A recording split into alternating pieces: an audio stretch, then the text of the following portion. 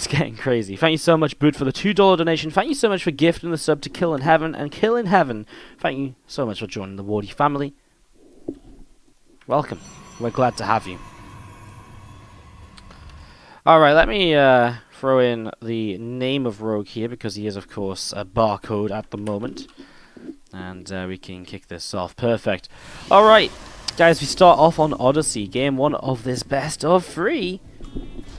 To the bottom right-hand side, our blue Protoss player. Give it up if you're cheering on Zest. 2-1 against Hellraiser in the first series of the day. What can he do against the BlizzCon champion? It's Rogue from Jyn Air Greenwings. Let's see some Wardy hearts in the chat, please, for Kill in Heaven. Welcome to the family. And for the Boot, for the $2 donation and the sub gift. What a hero. What a hero. So there's a bit of a funny story as to how Rogue ended up playing in this event. It's not really a funny story, I guess, but it's kind of a tale worth telling, I suppose. So, yeah, basically, I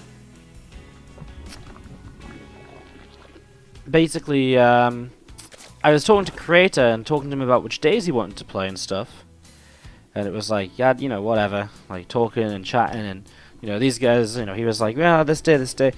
And anyways, so Creator's English is fairly good. He goes, so he messages me when I was in Barcelona, I think, and he goes, hey, what ETV Weekly Season 3 fans? I'm like, yes. And I'm like, you know, I'm slightly concerned because I'm like, oh my god, what on earth is he going to tell? Like, is he going to be like, I can't do these days just as I've, like, been working so hard to figure out groups and stuff? I was like, oh my god, I'm about to get so annoyed. And he goes, hey, Rogue wants to know if he can play. I was like, what? And he's like, Rogue wants to know if he can play. I was like, oh, yes. You know, like, this isn't even a question. Because I actually had a spot free from someone who turned down an invite, so that was it. You know, Rogue suddenly was playing in the Wardy TV Weekly Season 3 finals. It's awesome because I've never really had, like, a contact with Rogue. So now that I've got a contact with Rogue, you guys can expect to see even more Rogue in Wardy TV events in the future. Which I think, personally, is super freaking awesome. I don't know what you guys think, but yeah, I would say that's super freaking awesome. So, yeah, how exciting is that, guys? Rogue, our BlizzCon champion, wanted to play in our event, specifically requested to play in our event. God damn it, I dropped the decoration. I'm trying to string a purple ball up for Kill in Heaven, but I can't do it. Twilight Council early from Zest with the Robo coming up is very indicative of exactly what we see coming down, which is the Dark Shrine. So no real surprise there. There's that Adept just shading around, poking and prodding at the front, looking to just pick up info. Again, look to see what the Zerg is up to, and in terms of what the Zerg is up to, well, very standard stuff as well, as this Overlord will scout everything in the main base, actually. So Overlord does get taken down, and, well, there's there 3 extra gates from Zest, so I mean, good from both players. Both of them kind of have a very good idea as to what is going on so far. Like, they're both like, okay, well, you know, Zest is like, well, okay, you're just playing 3 hatcheries and playing very normal Zerg. Rogue's like, okay, you're Archon dropping me. Very normal stuff here, as you see the War Prism starting to be Corona boosted, of course, and it's a very expected sort of thing to have happen as well. And there it is. We'll follow this across the map as I try to... Stringing these decorations is very difficult. Like, it's very difficult to tie the knot in them. Okay, I did the first half of the knot. Second half, this is where it failed last time. That is really fucking hard.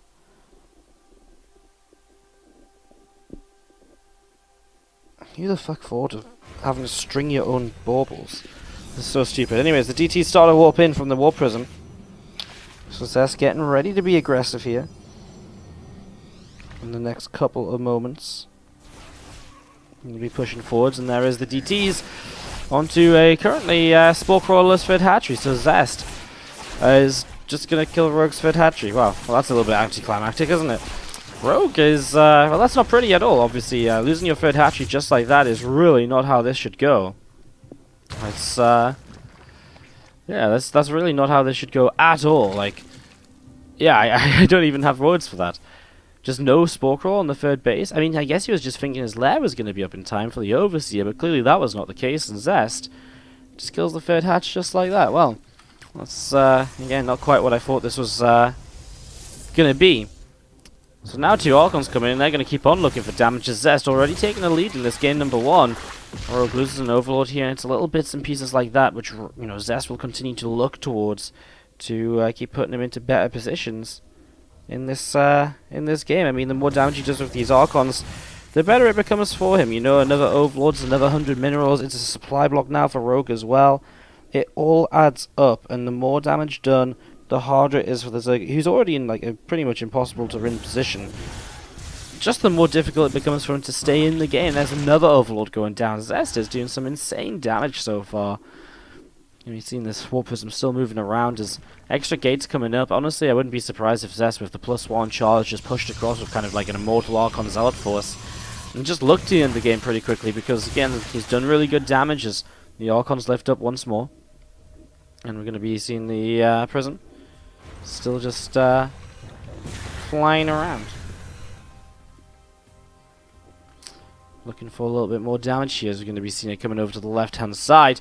Lulling Roach still, I mean, that's one of the issues as well here. You know, Rogue kind of just building units to try and survive, and Lulling Roach is not going to be anywhere near as effective as, say, Hydra-based units or anything along those lines.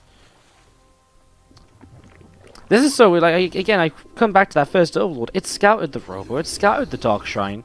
He was just so confident in the timing, which would be kind of like, hey, I'm going to get my Blair up. I'll have an Overseer in time.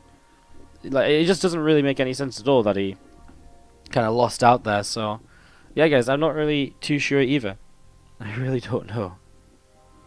I really don't know. It's just not what you'd expect at kind of Rogue level. This was actually something that happened to Raynor in the WSG weekend.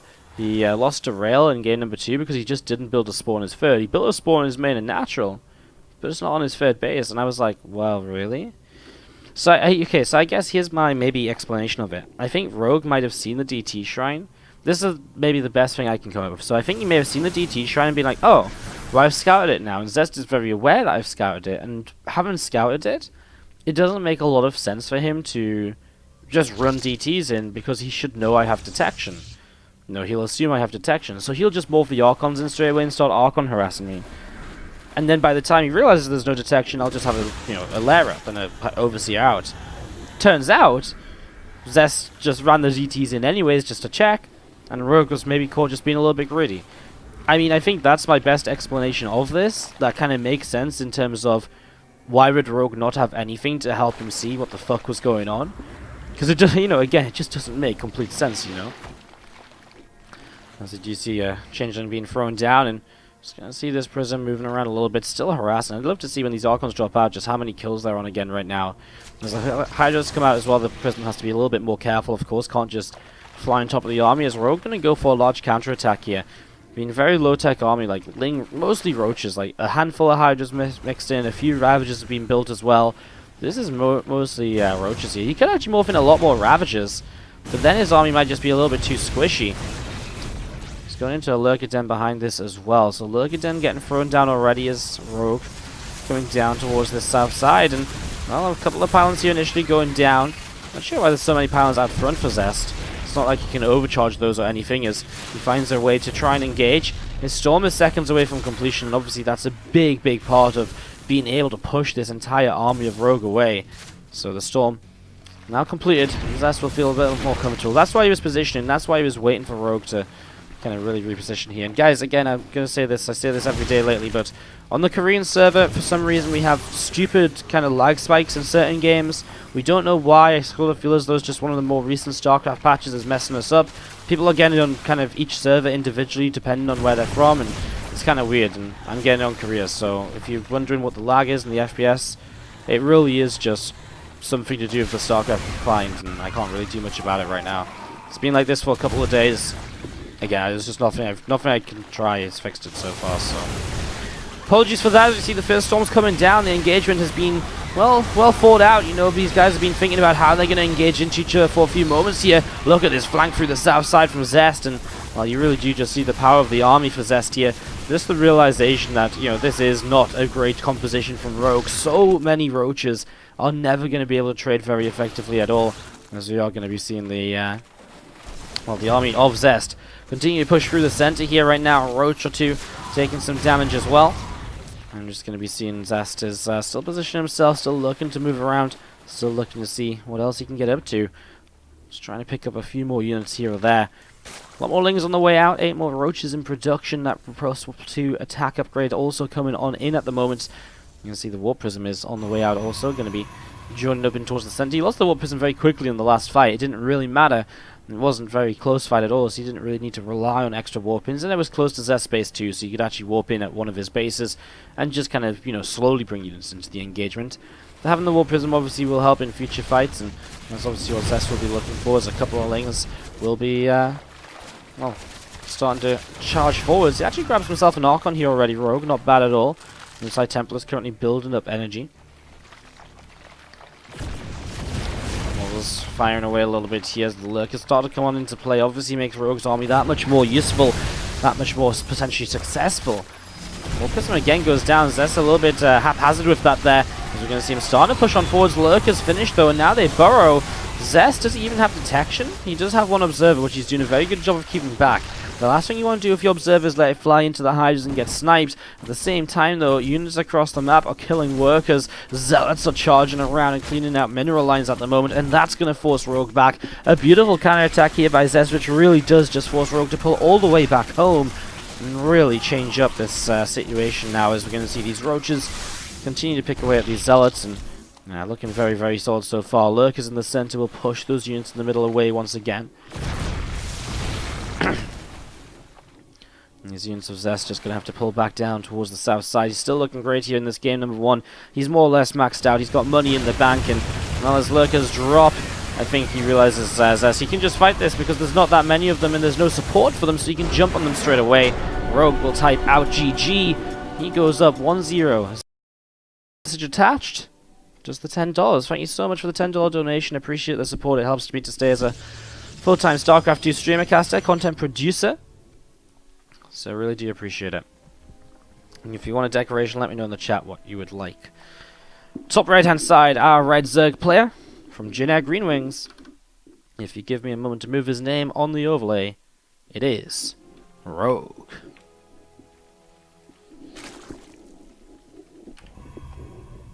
Top left, our Blue Protoss player, Zest, who does take the gold base to the bottom left-hand side to start off with here in the early stages. Hello everyone, if you're just tuning in, this is day 3 of the Woody TV weekly season 3 finals. It is Group C, and you're really just joining us at the tip-top of the day. Zest against Hellraiser was 2-1 in favor of Zest. Hellraiser did take a map, and now Zest Rogue is currently 1-0 in favor of Zest. Zest will play Innovation after this, then Hellraiser will return, and then Rogue Innovation will be the last series of the day. So some great matchups coming up today. Just as we have a couple of moments here before the game gets going as well, I just want to mention that actually with the Kill in Heaven sub, that we did hit 220 subscribers, which is our next sub goal unlock. So this month we are pushing for 300 subscribers because we've been so close before, and I really believe we can do it, and it would be really awesome if we could get up there.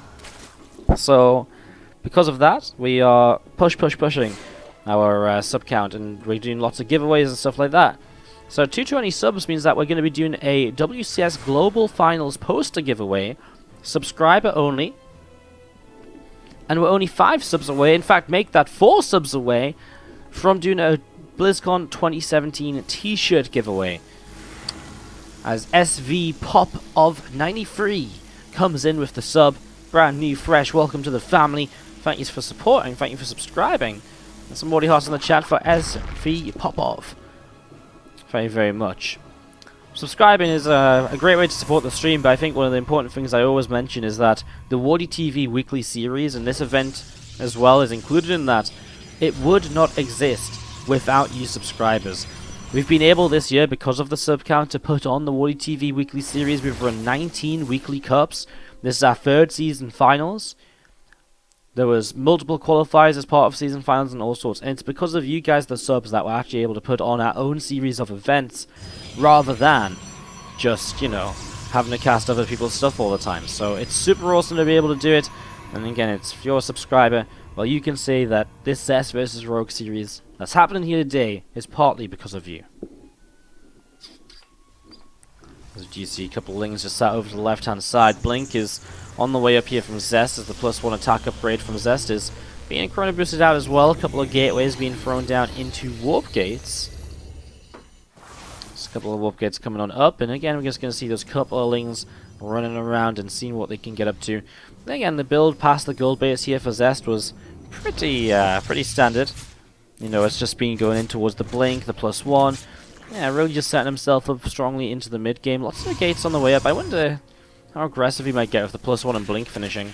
I guess it was kind of interesting. He built his entire wall down here and put the Forge and the Twilight down to this south side. Kind of stops Rogue from scouting it as easily, because Rogue knows about the gold base just by not seeing it in the main base or the natural earlier, you know? But he never actually really rechecked or anything, especially down to the gold, so he doesn't know the tech is here. So Rogue is a little bit blind as to what is going on. His +2 now starts. Rogue will just start up Roach Speed, and he'll start up the +1 missile attack, so he'll start up those couple of upgrades right away here and just get going. Just get that rolling. What's up, 7-year Twitch? Who just came in for the Twitch Prime sub. Thank you very much. Some more Wardy Hearts in the chat, please, for 7-year Twitch. I see some love. Thank you for using the Prime on us. Obviously, if you're Twitch Prime user and you have your free sub available, then we would be very happy to take it off your hands. We would give it a good home for the month, and it just helps to support the channel as well. You also get those replay packs. And you get a decoration on the tree, and if you have just subs and so on, guys, you're welcome to a decoration on the tree. Just grab me during a break and let me know which color you would like, perhaps, and we will get you up there. As we're going to be seeing Zest pushing forwards. Stalkers, sentries, looking to see what they can do. A couple lings going down here right away. First two force fields don't do much. Just keeping the roaches at bay, as you can see. Zest basically just hitting a +2 blink time, and a lot of sentries mixed in here. Ravagers on the way up from Rogue to try and help break through those force fields. They're going to be important, and there is a few roaches just getting caught at the front. I like this, kiting to the left-hand side to minimize the damage he's going to take on these, but he never actually popped the threw down the valves on the force fields to pop them here. And so Rogue loses about 15 supply almost instantly in this. Two more force fields. The sentry's running lower on energy, but there's still a couple of very high energy ones. One to the right-hand side, which Rogue, if he could target fire, would be great. He's just not finding it, though, and Zest's attack is currently looking pretty darn deadly. The Roach, a Ravager goes down here. You see a few units lifting up into this prism, and, well, this hatchery is starting to take a heck of a beating as well, as Zest going to be picking that hatchery off. Another drone going down. Blinks backwards now as well. Some force fields too as another sentry falls. And that's going to be a nice little way for Zest to just buy himself a moment or two. I mean, he's killed the third hatch, and at this point, does he really need to do more? Answer is no, he doesn't need to do more. He doesn't need to stay on the map in an aggressive posture, ready to fight again and again. No, he doesn't. He can come around and harass. He can go back home and tech up. All of this is a much better choice than just staying aggressively where he might just be caught off guard, where he might just take the bad fight when he doesn't need to be fighting. You know, this third hatchery, as long as it's down for, we're basically going to be seeing the, the longer it's down, the more Zest benefits, right? And so basically the best time for Zest to attack would be just about as this hatchery comes back up. Because that's going to have been the maximum amount of time where Rogue is going to have been denied that economy, and so he wouldn't have been able to build up as much as he usually would be. And that will therefore be the best time for Zest to attack. That will be when he has the biggest advantage off of that third hatchery kill.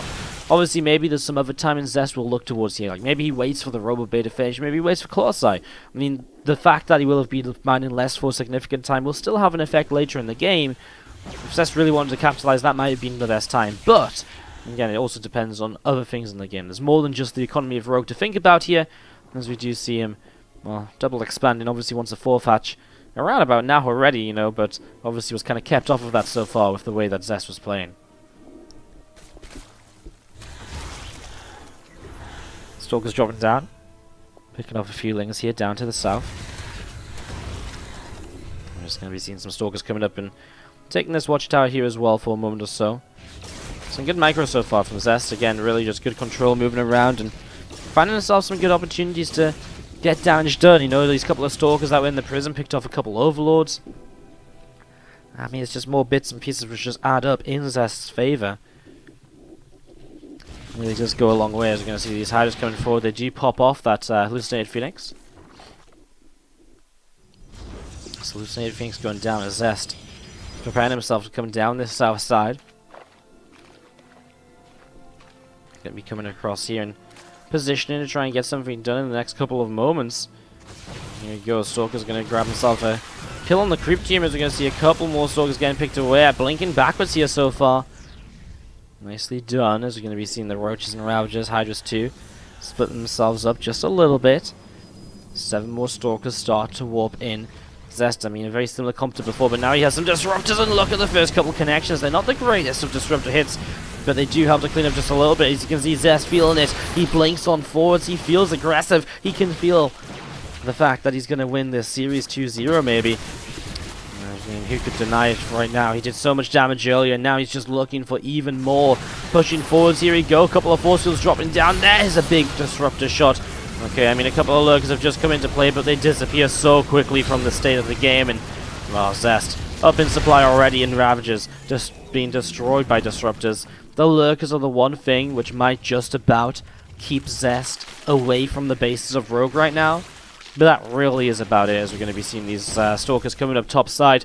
A few more Creep Teamers coming in, and we're going to see those Lingers just running forwards. A few more Corrosive Bars coming down, but Zest has already dodged away from them, and well, he's losing a couple of sentries to Lurkers. Like, the Lurkers are the biggest issue right now, is a lot of them actually going to finish up here.